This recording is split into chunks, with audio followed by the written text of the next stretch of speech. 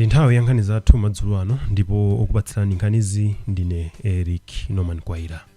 Poyamba timve mitu yake. Mtsogoleri wa dziko lino Dr. Lazarus Chakwera wasankha Marine Yoram kukhala mkulu wa polisi mdziko muno. Bungwe loyimira alimi a fodya la Tama layamikira mmene ulimi wa fodya wayendera mchaka cha ulimi cha 2021 kufika 2022. Komiti ya kunyumba ya malamulo yolondoloza chuma cha boma yati ipitiriza kugwira ntchito zake mwakadaulo pofuna kuteteza chuma cha Malawi.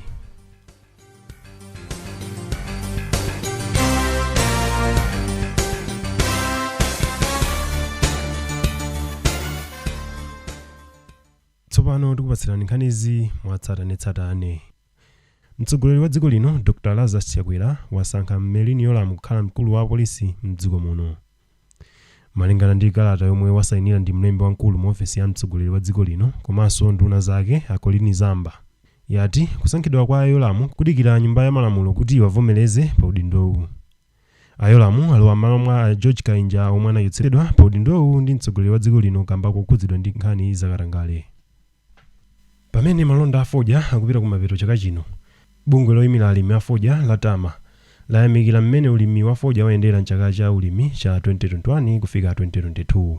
Izi zadza pomwe bungwe la Tobacco Commission lilengeza kuti likhala litatseka misika yonse ya fodya pofika mwezi wa August chaka chino. Mkulu wa bungwe la Tama Alinafe ati ngakhale ulimi wa chaka chino unakumana ndi mavuto ena monga kuchepa kwa mvula komanso kukwera mtengo kwa zipangizo za ulimi, alimi apeza phindu lochuluka kamba ka mitengo yabwino yomwe mbewu yakhale kugulidwira pa msika.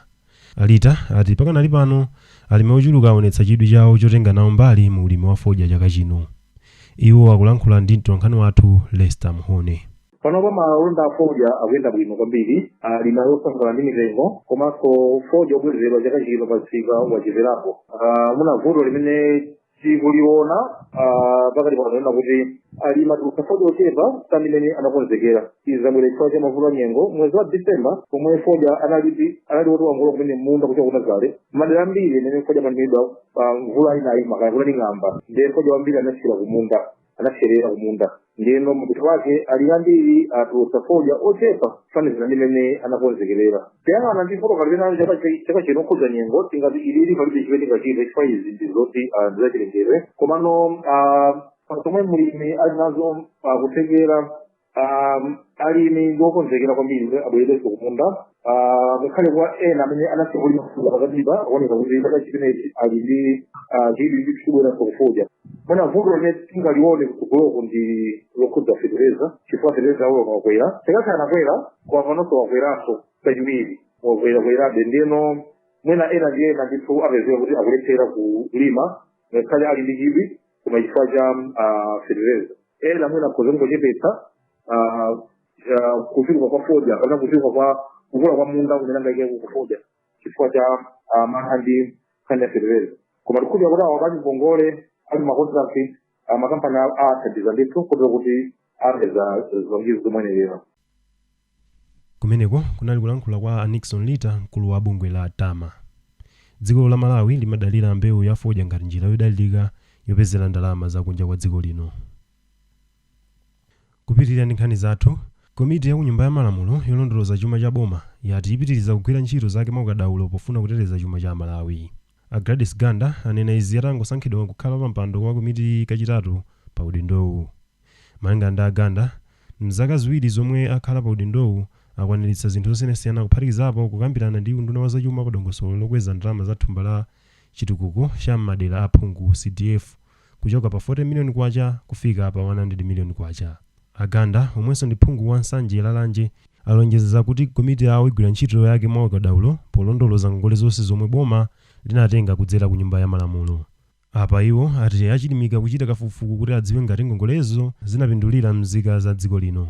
Iwo akufotokoza ngongole zonse zimene boma likutenga tizionetsetsa kuti kodi anthu amene akupindula ndi ndani komanso akupindula ndi wena akupindula chifukwa tikhoza kuti mmene azotenga ngongole kamati pakapena mabajeti tikudutsitsa muno kwakuona kuti amene akupindula ndi anthu ochepa kwambiri komanso amene akupeza bwino kale. Nde ifeyo ndi udindo wathu ngati bajeti kuti titsate ngati mwachitsanzo ngongole ina iliyonse imene inatengedwa tione kuti inapindula Malawi pa ground ndipo chifukwa tikatendera Malawi tikhala kuti tikwaseva bwino chifukwa anthu ambiri amene ali ovutika anthu amene amafuna kwambiri service yathu ndi anthu amene ali kumudzi ndeti kachitaliyo nthu tiona kuti zinthu ziyenda bwino.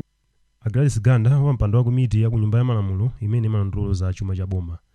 Mwazina komiti imagwira ntchito zake pothandizira kupanga ndondomeko ya chuma cha boma komanso kunikira ndalama zomwe zimafunika m'maunduna ndi m'mabungwe ya boma.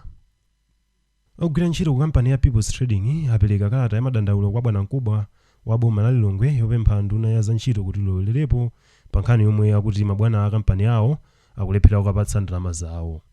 Mmodzi mwa ogwira ntchito ku kampani iyi Lone Kanjo wati akufuna kampani ya Press Corporation iwapatse ndalama zawo za pension kuphatikizapo malipiro a miyezi ya Juni komanso Julayi.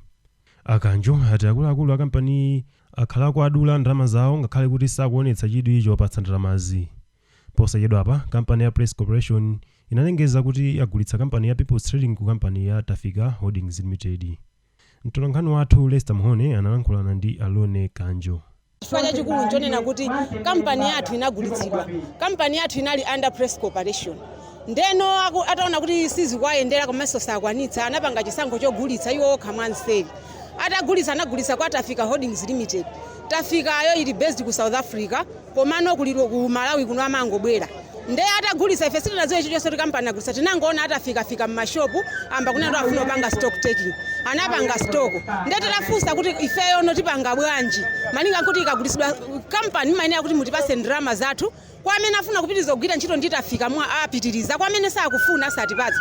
Nde mabwana ku Press Corporation anankha kunena kuti ndalama zathu satipatsa. Chifukwa apanga transfer ndalama zathuzo kupita ku Tafika.